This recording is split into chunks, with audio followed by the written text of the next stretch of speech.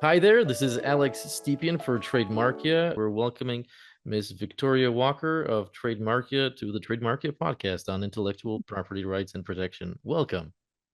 Hey, Alex, thanks for having me. Happy to be here. So, Victoria, can you tell us a little bit about your background as a person? I've been practicing trademark and IP law for about 5 years now. Um, I kind of stumbled into it. It wasn't something that I always thought I would do in law school. I didn't take an IP course or anything like that. I started working at an immigration firm, and is how I was introduced to trademarks and IP. So a lot of our immigration clients start businesses, so they need assistance with trademark applications, business formations, things like that. And once I got into that aspect of practicing, I found that I enjoyed it and I loved it. And so I wanted to maneuver my career path more in line with trademark and IP practice. Great, great. What inspired you to become an attorney? That's a good question. I have always wanted to be an attorney since I was a kid. I don't know why or what, but as a little girl, if you asked me, Victoria, what do you want to do when you grow up? I'd always say I wanted to be an attorney. So it was a childhood dream, a lifelong dream of mine, and I just went after it, and here I am. Great. Well, congratulations on that. Right, Uh, thank you. so, as an intellectual property attorney, I'm interested to know how would you define what is a copyright? That's a great question because there are various forms of intellectual property, and two that get confused are trademarks and copyrights. So a copyright is an original work of authorship. It's what I like to simplify and call content. So it is music, books, work of arts, anything that you create in place and something that can exist for a period of time is a copyright. All right. And is there a specific type of copyrighted intellectual property or trademarks that you're focusing on in your career? No, there's no focus. We practice at Trademarkia. We help clients all around the US and really all around the world. We're a global and international firm. So we have the opportunity to work with clients from various industries, various spectrums of the entrepreneurial journey. So there's really no focus. It's just focused on IP and protecting our clients' intellectual property is really the focus. All right. Would you say that there's a an issue that arises most frequently or a need among your clients that you cater to? I think we cater to a lot of new business owners or business owners that have been operating their business for less than 10 years. We do have a lot of newer business owners that come through the firm. And really, I think it's not really an issue. It's more of educating our clients on what is really needed to protect their brand all around. So a lot of times businesses need more than just one trademark registered, or they need trademark registration, copyright registration, maybe even patent protection. And so it's just more of educating our clients on what is needed to protect the brand so it can grow and scale and become something that the clients are proud of. All right. Could you share some best practices in terms of securing intellectual property, trademarks, copyrights, brands? Yeah, so best practice one is to get started early, I would say. Cost is always a factor for clients, which is understandable. We all are working within certain budgets and monetary restrictions. But brand protection is something that should be on the top of the list for all business owners. Trademark registration is it's faster and easier if you do it sooner. We have largely a first to file system in the US. So If you can get your application in as soon as possible, the process will be easier and it will be more cost efficient for business owners. A lot of times I hear that an owner wants to wait to register their trademark until they have a little bit more money or until the business is a bit bigger. And we don't want to wait until that happens. We want to do it sooner. That way you can own the brand, and a trademark is actually an asset that can help the business in its valuation and grow and et cetera. Same thing with copyrights. You want to, that original work of authorship remembers what a copyright is. So you want to protect that as soon as possible before you place it into the public domain. That way, if there is any infringement, anyone trying to copy it, you have legal recourse to stop that. So really just starting the process as soon as possible is really the best practice. Great. What about worst case scenarios? Yeah, unfortunately, we do deal with this with clients. Worst case scenario is that you've built a brand, thinking about your trademarks, your name, logo, slogan, product design. You've built it on something that either you do not own or you cannot own, which is one of the reasons why we want to get that process started as soon as possible. So, um, if you are using a brand name that hasn't been vetted, it's possible that someone else owns it and you are infringing on their brand, or it's also possible that it's too generic, meaning it's widely used, it's not capable of identifying your business, and so you cannot protect it yourself. And then you're in a hard spot because you either have to rebrand or you'd be an infringement risk where, you're having to pay another company some money, and it gets pretty messy because you didn't take the steps necessary to protect the brand sooner. So I'm aware of patent trolling. Is there also brand trolling? Is there such a thing going on? I would say yes. There's trolls everywhere, right? It's 2024. Everyone's trolling. So yeah, I think, Alex. Yeah, it exists for, copyrights as well as trademarks. I think one of the biggest trolls we can say in trademark is there's this trend where if you file a trademark application, but you have not secured the domain name, um, someone will go in and hurry up and purchase that domain name and try to sell it to you for X amount of dollars because you did not secure that before um, filing the trademark application. And that exists as well in the copyright spectrum, right? If you put something out there that has not been protected by copyright registration, someone can try to use something similar to it because copyright registration is a bit more, I don't want to say it's a bit more relaxed. You can have some leeway with your original work of authorship. So someone can go in and try to use something similar because you haven't taken steps to protect that work of authorship. Could you kind of talk us through a typical client filing a copyright brand protection service through a company? Sure. Yeah. So if we're looking at trademark registration and copyright registration, typically we'll go through the trademark process first. Typically, what we do is we conduct what is called a trademark clearance search. This helps us identify one, is the trademark registrable? One, is it too generic? Is it something that just is very common in the industry that no single business can own? Or two, is it something that's already registered? Has someone already claimed ownership of this trademark?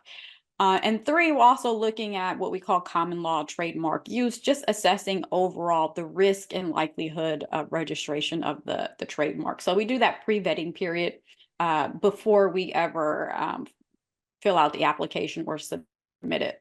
So if the trademark passes our clearance search analysis, then we prepare the application for the client. A big part of that is identifying the correct classification for the client, making sure that we are selecting through the ID manual what actually fits what this client is doing. And then we work on that class description, making sure we are articulating exactly what our client is doing or intends to do with the trademark. After that, we submit the application to the USPTO. And it's kind of in their hands at that point. We simply wait for them to review it and determine the likelihood of registration at that point. So we may get a rejection for various reasons in connection with the application that we need to then address, or the application could be approved for publication, which is the final stage of registration. And then our client is on the way to a registered trademark. Do you work with artists who are interested in protecting their artistic work as well? Yeah, so our that would be so it's a you most of the times need copyright and trademark protection. So artists usually need both. You need to protect your source identifier, name, logo, slogan, and then you also want to protect that original work of authorship, that content. So for those clients, we would go down two paths. So the trademark registration we just discussed, and then the copyright registration as well. Copyright registration, the application is a bit more extensive because we have to identify what that original work of art is, content, etc. We also have to specify who created it. If someone else created it for you, we want to make sure that you have ownership of that work, either through an agreement, an assignment, or a work for hire agreement. So we have to assess the ownership of the copyright. And then it's kind of the same process. We submit the application for the client. There is a risk that there's an issue identified, we need to respond, or the application moves to approval on that end. Wow, that is really interesting, and I can see you're an expert on in this field. Do artists and other creatives get some protection under the common law? So yes, so when we're talking, I think your question is related to copyrights. So copyright registration is not required. You have what we call a copyright the moment your work of art is fixed in a tangible expression, meaning that it is displayed in a way that can be viewed at any time. So if you record music, if you draw a piece of art, all of that is a tangible medium of expression. And the moment you create that, you have a copyright in that work. So copyright is a common law IP. You want to register a copyright because without registration, you do not have the right to sue for copyright infringement in a federal court. So there was a holding a few years ago where the court said, while you do have a copyright in common law, you do not have a right to sue for infringement without copyright registration. So that's why it's important to go through that process to protect your work of authorship, because without that registration, other people can use it and you really don't have the mechanism to stop them from doing so. Uh, would publishing this type of creative content online negate that protection? So ideally, you do want to file the copyright registration before you ever place it into the public domain. If it has been made public, you have a limited period of time where you can then seek copyright registration. And if you fail to do that within that time period, then you would be unable to register the copyright. And then you lose the right to stop infringement if someone then uses that copyright. This goes also works for patents, right? You shouldn't be telling anyone about your idea before filing. Abs right, absolutely. Patents are a bit more strict on their publication. I'm not too familiar with patents. I'm not a patent attorney, but I do know if you have a patent, you should not be placing it into the public, making it public until you've gone through the patent registration. All right. A lot of creatives may find federal copyright protection excessive if they're just starting. So, what advice would you give to these people who may be on the fence about officially protecting their creative work? Yeah, so it's a great question because it's often educating our clients on why you should invest in this. As you said, a lot of creatives starting out don't have a big budget, don't have much money to invest in protection. And you want to make that investment upfront because a business, largely its asset is made up of its IP. So if you are a creative and you're making content, whether that's artwork, whether that's music, whether that's books, etc., videos on social media, right? TikTok, all of that stuff is a copyright. Your reels is it's a copyright. And so when you are making that content, you want to ensure that the assets that your business has, its content, is protected. If it does not have protection, anyone can use it, and you do not have that redress to seek payment for your original work. So you don't want others to come in and steal the value of your business simply because you did not take steps to protect it. So it's really about protecting the business assets and the overall valuation of your business.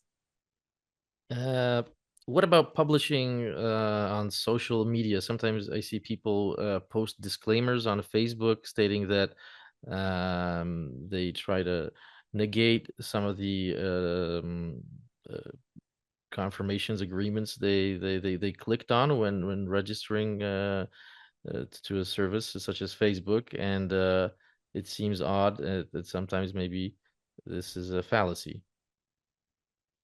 Yeah, that's a great question. When you are using social media, any platform at this point, Facebook, TikTok, Instagram, what is it, Twitch now, that's for the younger generation, not mine. All of these platforms that we now have.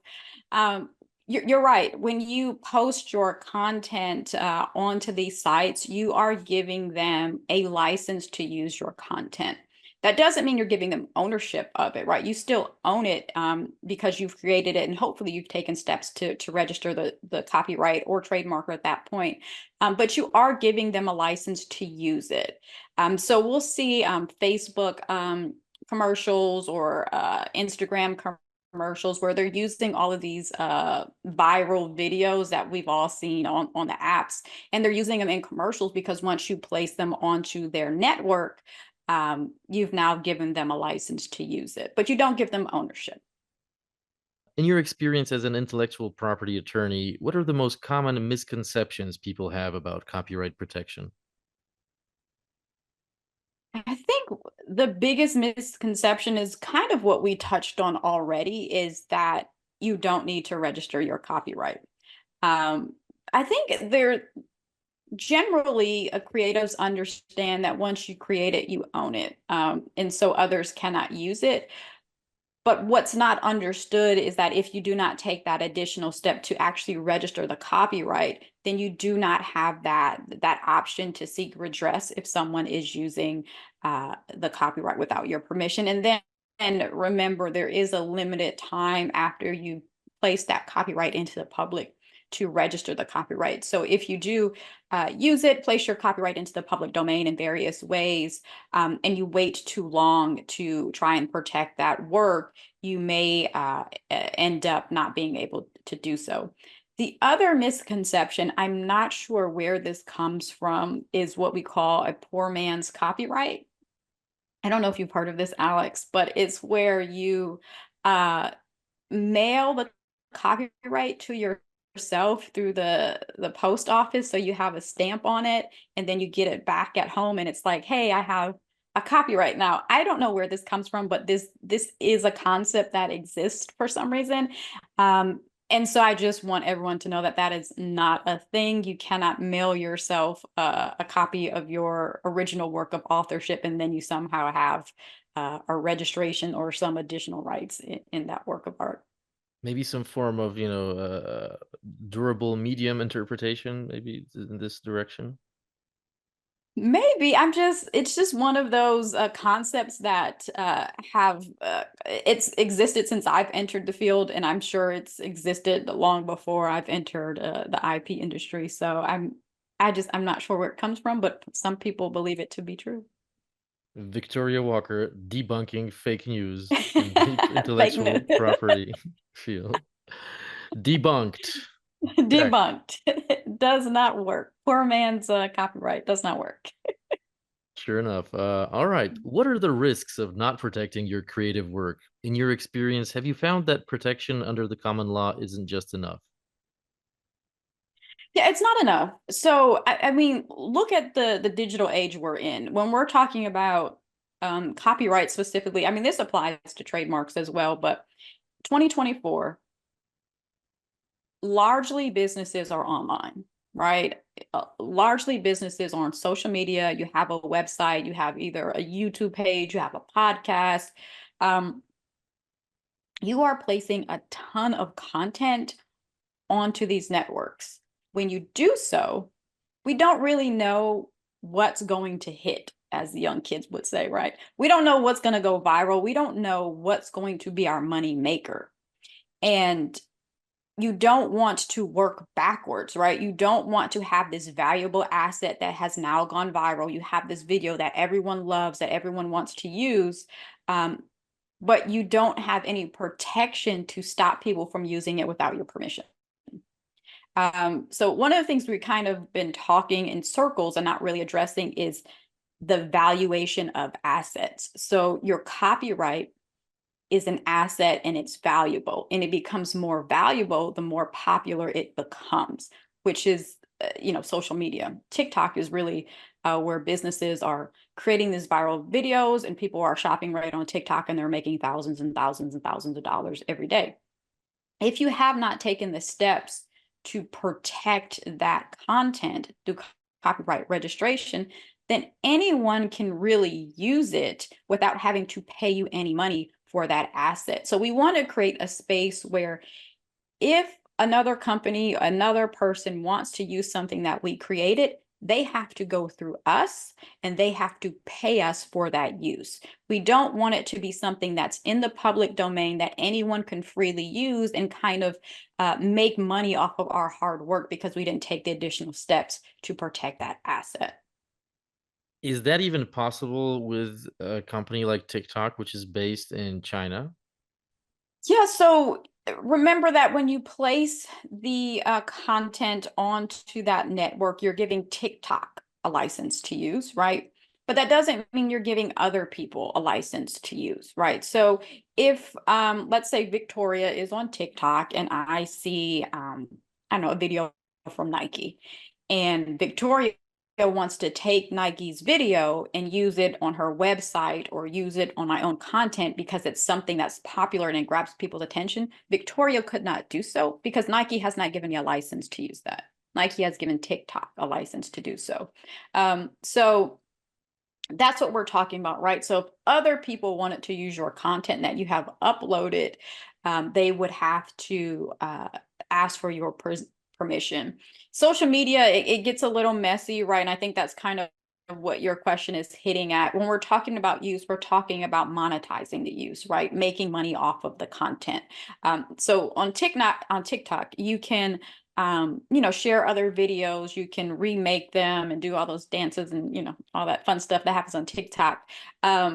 Because you're not monetizing it, right? You're just joining a trend or, hopping on a trend that everyone else is doing, maybe getting likes for your own videos. But if you wanted to take that content and make money off of it, that's a no-no, right? And that's what we want to stop through copyright registration. We want to stop others from monetizing our original content for their benefit. We always want the benefit of that content to come back to us as the owner of the copyright. In Poland, there's a concept. I'm not sure if I'm translating this correctly. A legitimate journalistic quote or quotation, where I, for example, be writing an article for a magazine, and I would quote someone's song, Britney Spears' three verses, or I would post a picture from another source and quoting the source, but and making money off of the article and selling ad space on the article. But it is a referred to as a journalistic endeavor. So do you know about those types of usages?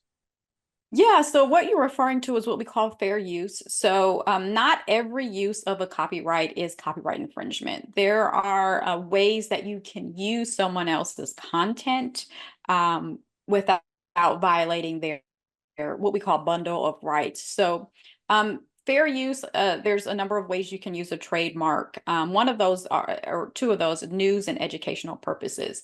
The reason you can do that is because a news article alone is not one trying to copy the work and make it seem like it's theirs, and two, it's not monetizing, trying to make money from that original work of authorship, that content. What it's doing is simply reporting on it. So, like you said, maybe it'll put a quote in there.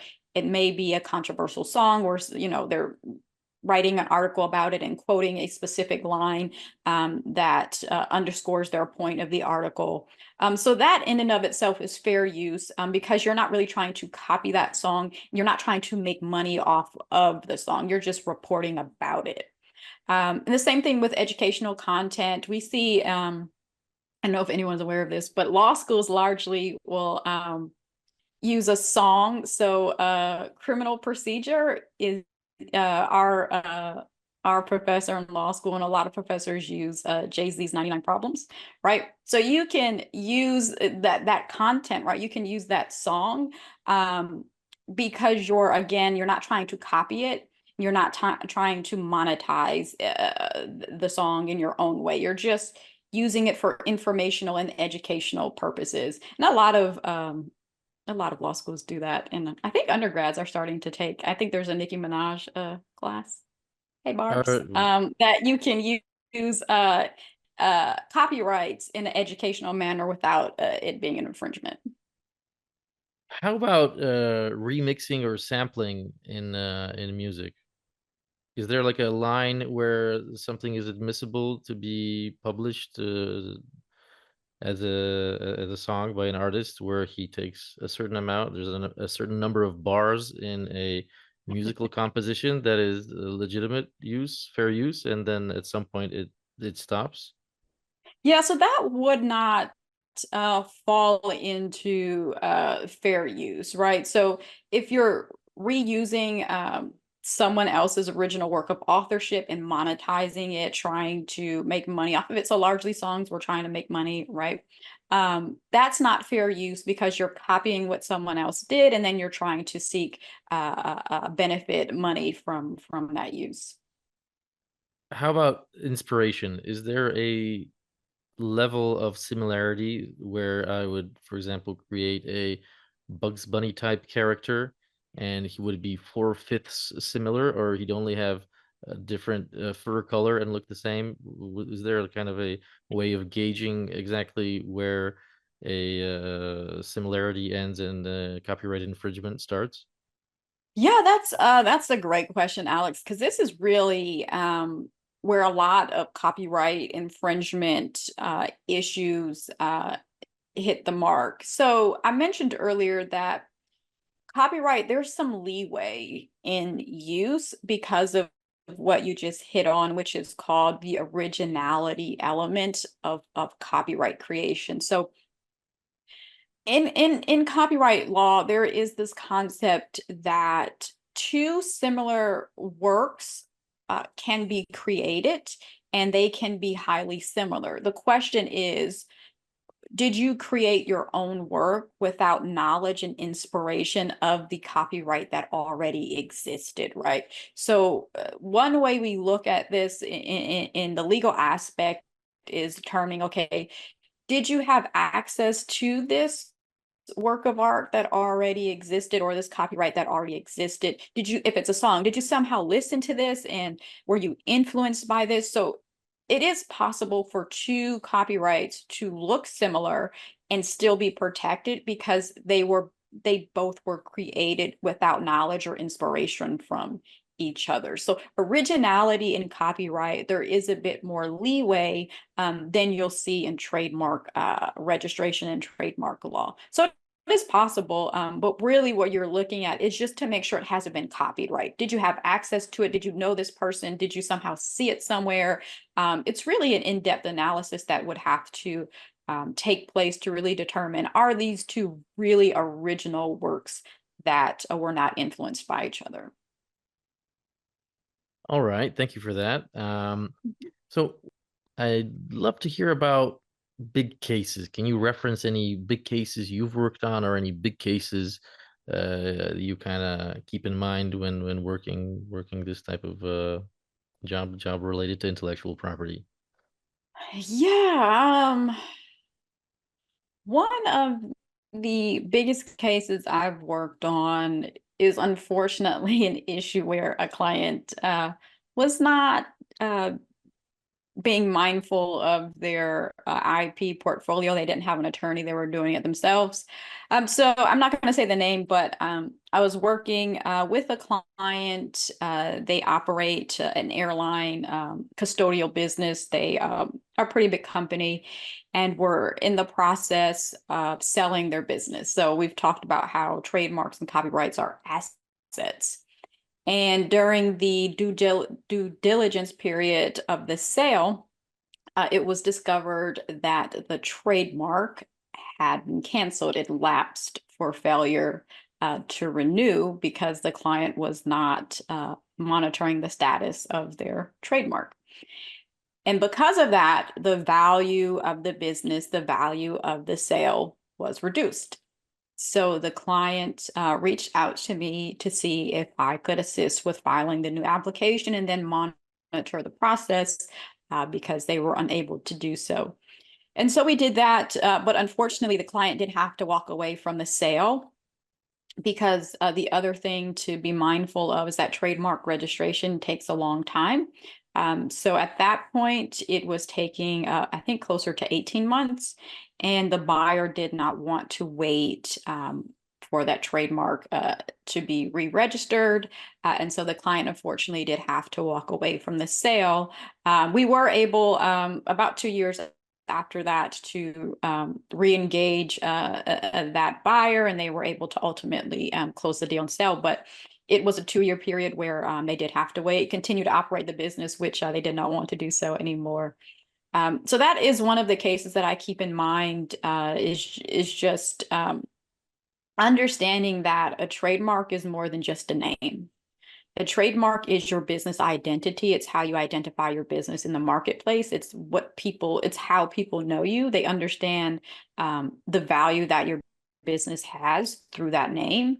And also it's an asset, right? It increases in value the more your business grows. The goodwill that is associated with that trademark continues to grow and increase in value as people start to use your services or buy your products, and they understand the value that you're providing. So that's just one of the cases that I keep in mind, because a trademark, as simple as it may seem, a name, can really derail a sale. It can derail the valuation of a business if you're not properly protecting it or monitoring the status of it as well. You mentioned that this trademark lapsed. Is that the correct term? How did that Yeah, happen? How can that happen for clients who have their trademarks protected? that's a great question. So the technical term is that it's dead. So a trademark can either be live and registered, or it could be dead and canceled. Once you have a registered trademark, you still have to, there's two ways that you have to maintain that registration. One is to continue to use the trademark in connection with the goods or services in which it's registered with. So one, you have to continue to use it. And two, you have to renew the trademark. So there are certain renewal periods where you have to submit a renewal application and demonstrate to the USPTO that this trademark is still being used in connection with what I said I would use it in connection with. So in this case, the client failed to renew the trademark. When you're going through this process without an attorney, you want to make sure you're properly tracking deadlines and monitoring your trademark. So that's what we do as attorneys. We docket these matters. We make sure we have reminders to let us know that this deadline is approaching. We need to file something. And so this client, unfortunately, failed to renew because they forgot about the renewal period. All right, that's quite a story. Could you tell me about the most exotic intellectual property you've helped protect, either through copyright, patent, or trademark registration?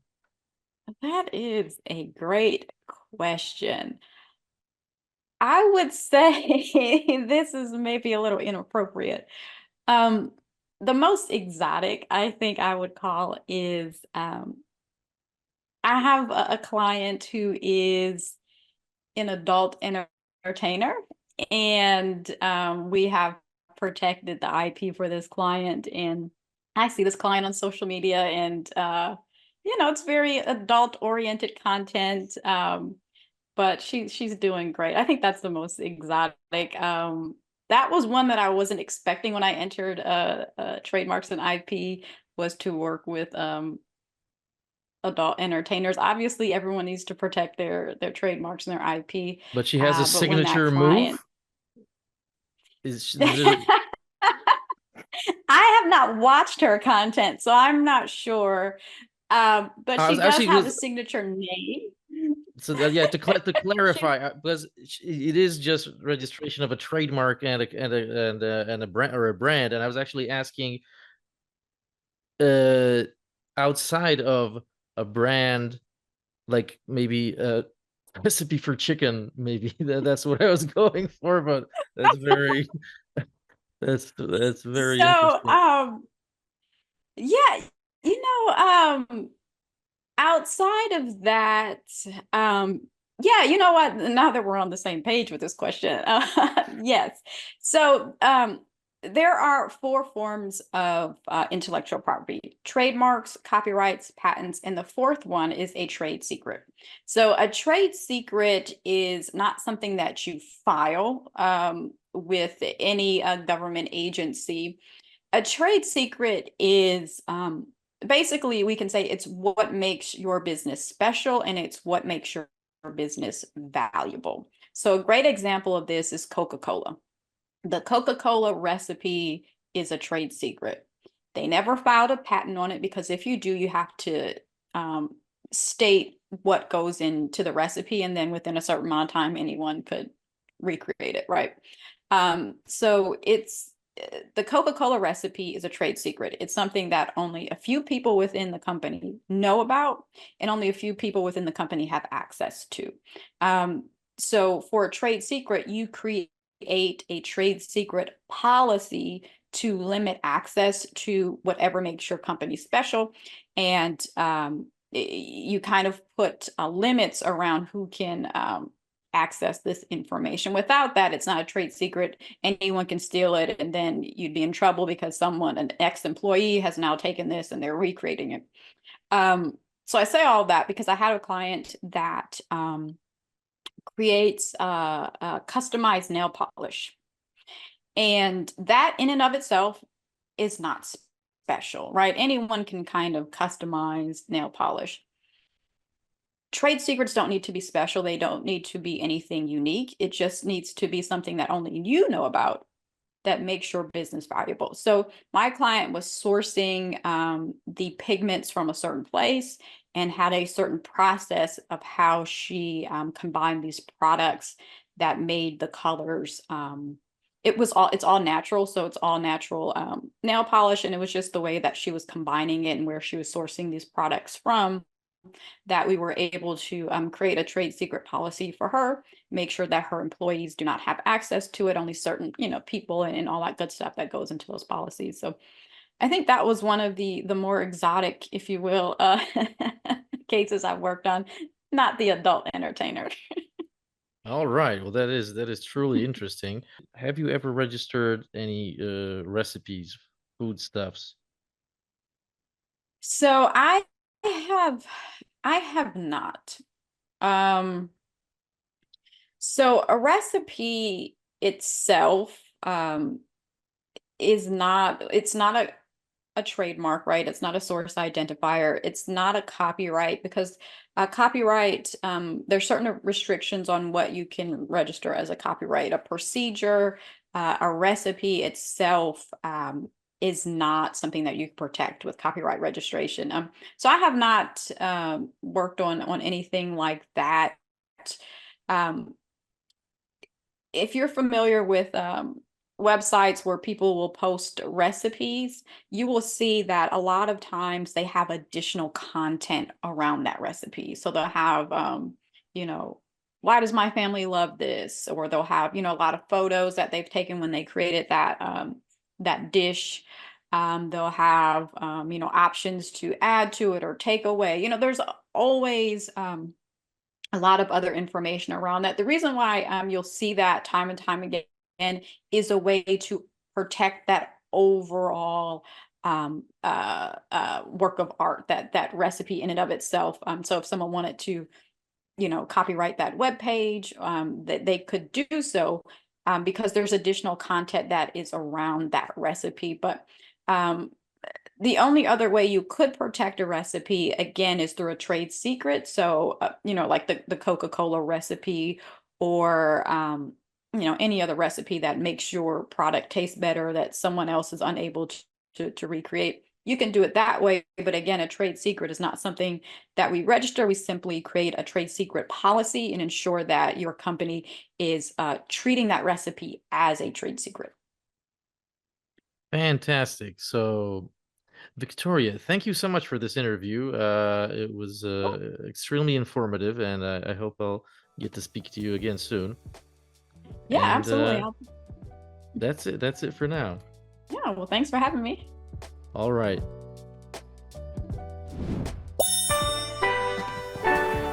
Protect your brand with Trademarkia. Register your trademark on trademarkia.com.